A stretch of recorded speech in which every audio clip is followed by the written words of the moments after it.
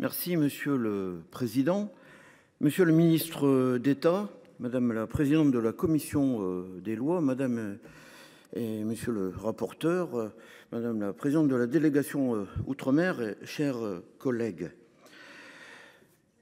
Après la commission mixte paritaire conclusive qui s'est déroulée hier, qui a duré de façon constructive, positive, mais qui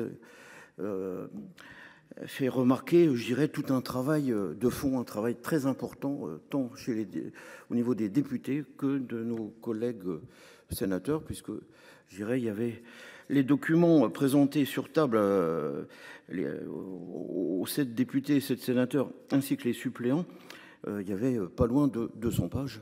Donc franchement, il y avait un travail considérable qui mérite beaucoup de respect et de reconnaissance. Texte majeur, puisqu'il y a 2 textes, projet de loi de programmation et projet de loi organique. Et c'est un texte majeur pour Mayotte que nous allons voter ce matin. Texte d'ampleur qui a l'ambition de répondre, je le crois, quasiment à toutes les principales problématiques des Mahorais: immigration irrégulière, habitat insalubre, insécurité ou encore retard économique et social, éducation nationale, vraiment beaucoup de sujets très importants. Il était temps, Mayotte, 101e département français, mais aussi le plus pauvre et qui souffre le plus d'une immigration incontrôlée. Nous l'avons vu après le passage de Chido, l'habitat même se révèle être dangereux pour un archipel exposé aux cyclones. Et n'oublions pas non plus les interventions importantes, vous l'avez rappelé, Monsieur le ministre d'État, au niveau des militaires, les sapeurs-pompiers, les policiers, les gendarmes, les bénévoles, l'ensemble de nos forces de sécurité. Et un archipel qui compte pourtant 40% d'habitations en tôle. Qu'a-t-il été fait ces dernières années pour l'archipel? Certes, des promesses, quelques actions, c'est vrai, mais tellement insuffisantes par rapport à l'ampleur de la réalité. Même de nombreux services de base comme l'accès à l'eau ou à l'électricité font encore défaut en 2025. Comment peut-on accepter que des centaines de milliers de nos compatriotes n'aient accès à l'eau qu'un jour sur 2? Comment peut-on accepter que les enfants n'aillent pas à l'école toute la journée car il n'y a pas assez de classes pour tous? À Mayotte, il faut donc des écoles, des offres de formation pour les jeunes, une nouvelle piste aéroportuaire, des centres de santé, des milliers de logements neufs, un nouvel hôpital, des moyens considérables, notamment maritimes, pour assurer le contrôle de l'immigration. Nous sommes encore très loin de la réalisation de tous ces projets nécessaires dont certains sont promis depuis plus de 10 ans. La situation actuelle est très compliquée. Pourtant, nous parlons bien d'un département français depuis 2011.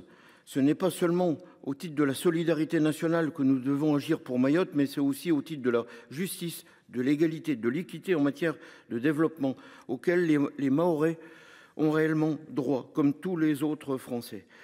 La distance géographique ne saurait nous éloigner de notre responsabilité envers un seul de nos territoires. Le projet de loi de refondation de Mayotte dans notre groupe avait salué la version adoptée au Sénat il y a quelques semaines, et c'est vrai, rappelons tout le travail qui a été fait au niveau de la commission des lois, mais aussi l'ensemble des commissions, porte désormais la responsabilité de la réalisation de tous ces projets promis et attendus depuis longtemps. Sur les modifications apportées en CMP, nous regrettons certes que la déterritorialisation des titres de séjour en 2030 ait été retenue. Si nous comprenons évidemment la demande des Mahorais, nous pensons que cette décision est précipitée tant que l'État ne pourra assurer la maîtrise de l'immigration sur le territoire. Enfin, nous comprenons la déception de nos collègues Mahorais, en restant bien sûr solidaires de nos collègues parlementaires, à ne voir appliquer l'ODEOM qu'à partir de 2027. Mais il fallait aussi entendre que 2026 paraissait trop proche pour être appliqué par certaines entreprises, d'où l'importance de soutenir l'ensemble du monde économique, notamment sur l'alignement du SMIC. Néanmoins, le texte contient le préalable indispensable aux avancées dont Mayotte a besoin. Il fixe des objectifs, il nous faudra être vigilants dans les prochaines, notamment loi de financement de la sécurité sociale, loi de finances, qui portent les moyens de leur réalisation. Malgré ces quelques réserves, notre groupe Les Indépendants, République et Territoires soutiendra bien sûr ce projet de loi en restant réellement solidaire. Je vous remercie.